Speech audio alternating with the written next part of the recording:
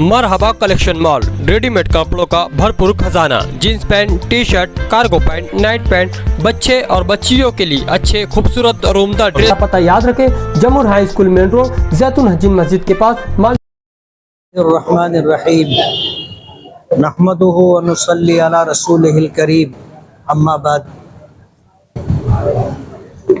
आज इस वक्त आप हजरात को यहाँ इसलिए प्रेस कॉन्फ्रेंस के लिए मदऊ किया गया है कि एक आमदार और एमएलए होने की हैसियत से बड़े बड़े काम जो शहर की ज़रूरत के हैं वो एक एमएलए की जिम्मेदारी होती है, उसका करना उसका कर्तव्य होता है।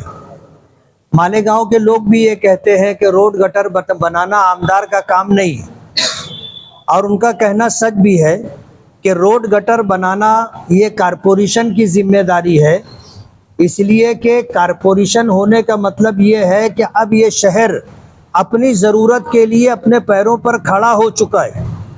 इस शहर के लोग कारपोरेशन को टैक्स अदा करेंगे और कारपोरेशन उन टैक्सों को ले करके मूलभूत सुविधा यानी इस शहर में रहने वालों की जो बुनियादी ज़रूरियात है उन सहूलियात का मुहैया करना कारपोरेशन की जिम्मेदारी है।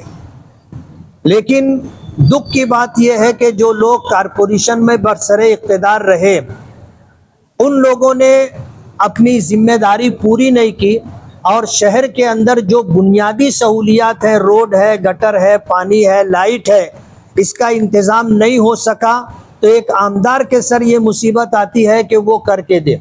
अल्लाह का बहुत बड़ा एहसान है, हमने रोड गटर के लाइन से भी सरकार से बड़ा फंड ला करके शहर के अंदर बहुत सारा काम किया, जिसकी तफसीलात आपके पास है। एक आमदार होने की हैसियत से जो बड़े काम शहर के हैं उनमें से एक बड़ा काम जो बाईपास हाईवे पर दोनों साइड से सर्विस रोड हो, फ्लाईओवर हो, जहां जहां क्रॉसिंग है या अंडरपास रास्ता हो, उसके लिए 165 करोड़ रुपया मंजूर हुआ और वो काम अल्हम्दुलिल्लाह शुरू हो गया है। लॉकडाउन के अंदर हमने हाईवे अथॉरिटीज़ को जो दिल्ली के हैं, बम्बई के हैं, नासिक के हैं, उनको बुलवाया था। मालेगांव पुलिस डिपार्टमेंट और इसी तरह रेवेन्यू डिपार्टमेंट के ऑफिसरान का हमने सर्वे कराया था, टेरे फाटा से लेकर के 40 गांव फाटे तक। अल्हम्दुलिल्लाह 2-3 साल की मुसलसल मेहनत के बाद वो मंजूर भी हो गया और काम शुरू भी हो गया। दूसरा काम तलवाड़ा डैम से जो पानी की पाइपलाइन फिल्टर प्लांट तक है वो 40 साल पुरानी है तकरीबन, वो ख़राब हो चुकी थी। उसके लिए नई पाइपलाइन की हमने डिमांड की थी, 149 करोड़ रुपया उसके लिए मंजूर हुआ और 19.5 किलोमीटर में से 8 किलोमीटर पाइपलाइन पड़ चुकी है। ये 149 करोड़ रुपए के अंदर मालेगांव शहर के अंदर 5 पानी की टांकियां बननी है और 50 किलोमीटर की पाइपलाइन पूरे शहर में जहां जहां पानी की पाइपलाइन नहीं है वहां पड़नी है। तीसरा काम अल्हम्दुलिल्लाह हमारा नोमानी पुल का था, उसका भी हमने जो है 5,76 लाख रुपया बजट ला करके उसका भी काम हमने किया। आपको याद होगा हमने केंद्र सरकार से सिविल हॉस्पिटल में एक हॉस्पिटल महिला बाल रोगनालय की मंजूरी ली थी और उस वक्त महाविकास आघाड़ी की सरकार थी और महाविकास आघाड़ी की सरकार में आउटर के एमएलए दादा भूसे साहब ने उस हॉस्पिटल को सीएम साहब से बातचीत करके उनकी मंजूरी लेकर के सिविल हॉस्पिटल से वो हॉस्पिटल सटाना रोड पर ट्रांसफ़र किया, जिसका उन्होंने अभी पिछले दिनों इफ्तिताह भी किया। वो मालेगांव सेंट्रल में बनना था और सिविल हॉस्पिटल से लग करके उसकी इमारत बननी थी। उस वक्त हेल्थ मिनिस्टर राजेश टोपे साहब थे, मैंने उनको इस बात की कंप्लेन दी और उनसे मैंने इस बात का तकाजा किया कि ये सत्ता का दुरुपयोग है कि आज अगर जो है आउटर के एमएलए सरकार में है और उनकी पार्टी का अगर चीफ मिनिस्टर है तो हमारा मंजूर कराया हुआ काम वो ट्रांसफ़र करवा करके अपनी हद्दी में ले जाएं, ये बात बराबर नहीं। जब बार बार मैं उनसे ये बात कहता रहा तो उन्होंने ये कहा कि मिली जुली सरकार है और सीएम जो है शिवसेना पार्टी का है और ये उसी के कारपोरेटर हैं और कैबिनेट मिनिस्टर भी हैं, इसलिए मैं आपकी कोई मदद नहीं कर सकता। जब मैं थोड़ा सा नाराजगी का इजहार किया तो उन्होंने कहा कि आमदार साहब आप दूसरा हॉस्पिटल मांग लो। तो मैंने कहा ठीक है, आप दूसरा हॉस्पिटल दे दो। तो जैसा उन्होंने बताया था वैसा लेटर तैयार करके वो लेटर उनको मैंने दिया और लेटर ले करके हाउस में, असेंबली हाउस चल रहा था, उसी वक्त तो उन्होंने जो है उसके ऊपर अपनी सिफारिश कर दी थी। उस वक्त से हम फॉलो अप लेते रहे और अल्लाह का बहुत बड़ा करम है कि वो जो हॉस्पिटल था वो 45 करोड़ रुपए में बनने वाला था, जिसको सटाना रोड पर ट्रांसफर किया गया। अल्हम्दुलिल्लाह उसके बदले में हमने जो हॉस्पिटल की डिमांड की थी 100 हॉस्पिटल की मंजूरी, 100 बेड की मंजूरी मिल गई है और ये उसका जीआर है।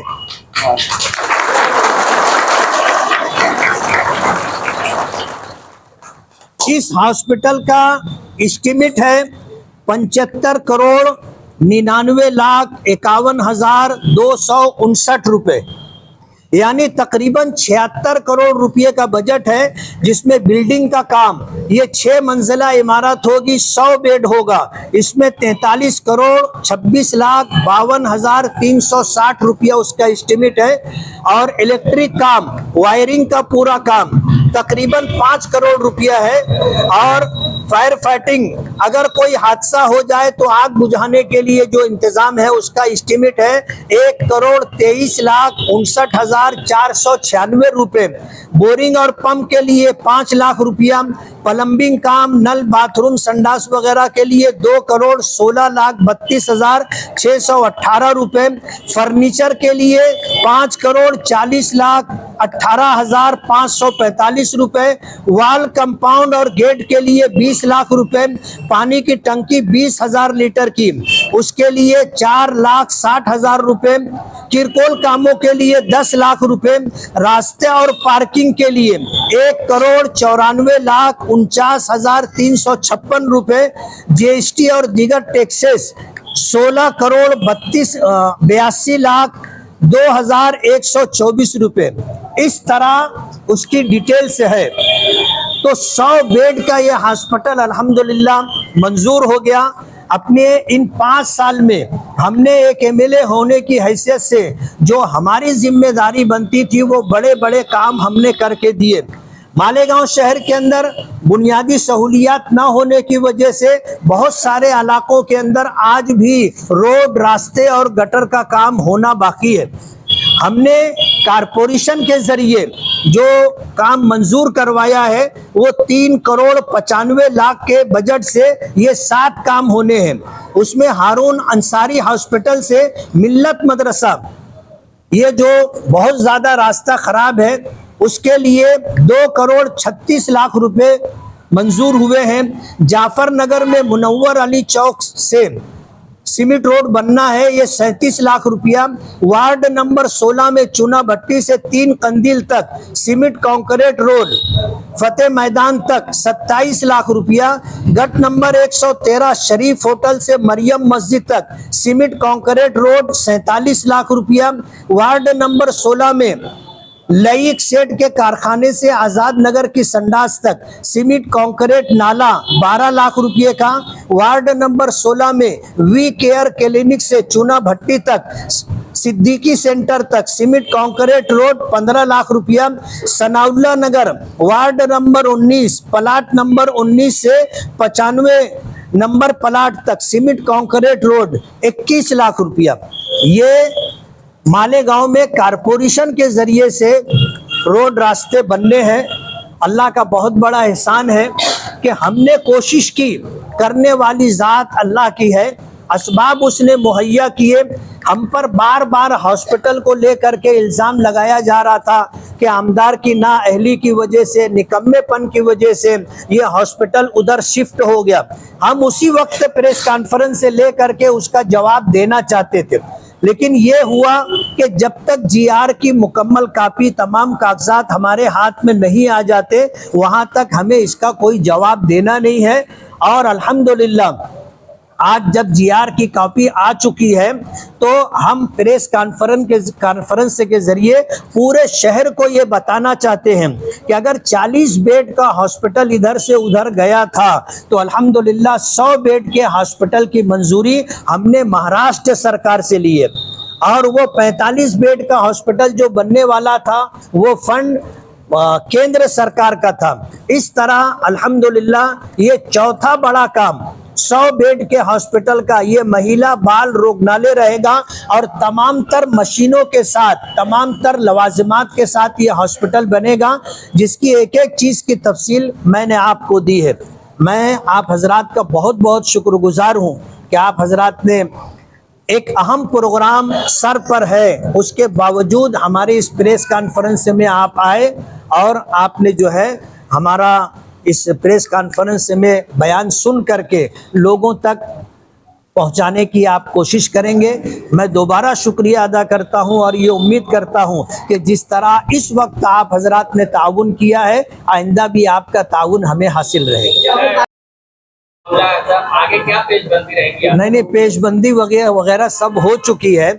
अगर ये आचार संहिता नहीं होती तो उसकी टेंडरिंग और ओपनिंग वगैरह हम लोग सब कर लेते हैं। बनेगा सर ये हॉस्पिटल बनेगा अपने सिविल हॉस्पिटल के सामने गार्डन है, आपने देखा होगा ऑक्सीजन का जो प्लांट लगा हुआ है उससे लग करके जो जगह है वहाँ पर ये हॉस्पिटल बनेगा। 100 बेड का 6 मंजिला इमारत रहेगी।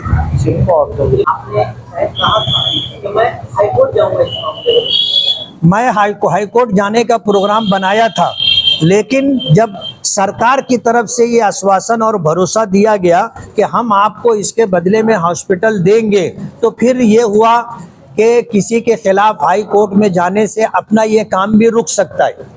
अगर हम लोग हाई कोर्ट चले जाते तो बहुत मुमकिन था हमें इस मामले में दिक्कत आती, इसलिए हमने जब हमको उसका अच्छा मुतबादिल मिल रहा था तो हमने कोर्ट का रुख नहीं किया, इसी पर मेहनत करते रहे कि ये हॉस्पिटल हमें मिल जाए, और अल्हम्दुलिल्लाह मिल गया। क्या है कि बहुत बड़े बड़े काम बता देने के बाद भी आदमी अगर कर ना पाए तो दुश्वारी होती है। हमने अल्हम्दुलिल्लाह जो किया है 5 साल में, बल्कि 2.5-3 साल में, हम ऐसे ही कामों को अपने मैनिफेस्टो में डालेंगे, और हमारी कोशिश ये होगी कि हम लोगों से जो वादा करें उससे ज़्यादा, उससे अच्छा करके दे सकें। अल्लाह का एहसान है, जो अहबाब गए थे हमें उनसे कोई शिकायत नहीं है, और शिकायत इसलिए नहीं है कि आने वाले चंद दिनों में आप देखोगे वो सब वापस हमारे खेमे में आने वाले।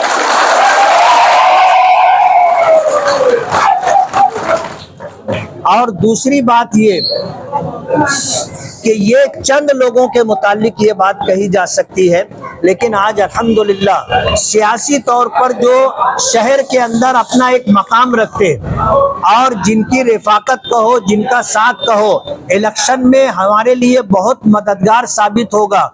ऐसे खानवादे सियासी असर और रसूख रखने वाली शख्सियात हमारे साथ हैं, और इंशाअल्लाह ये इलेक्शन हम उनको अपने साथ लेकर के पूरी ताकत से लड़ेंगे और इंशाअल्लाह जीत हासिल करेंगे।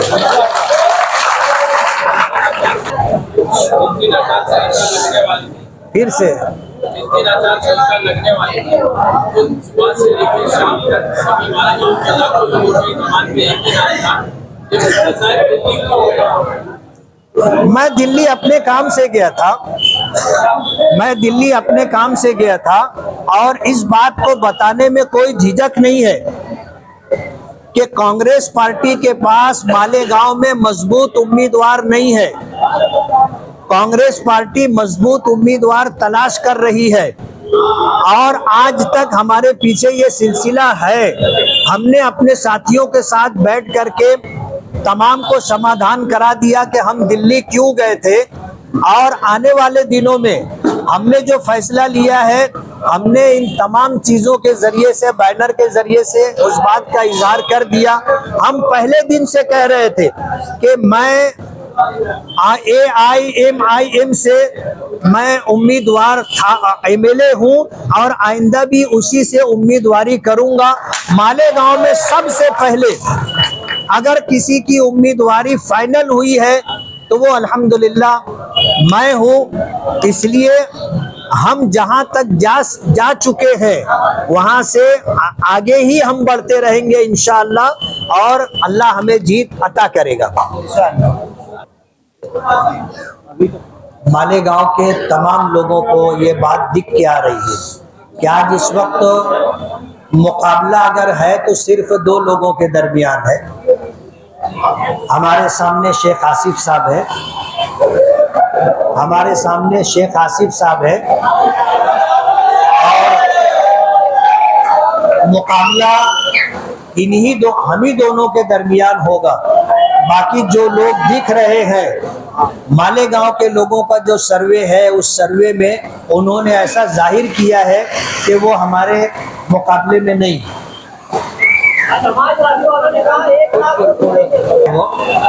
अच्छा सोचना चाहिए, उनको हक है अच्छा सोचने का, ये ख्याल अच्छा है।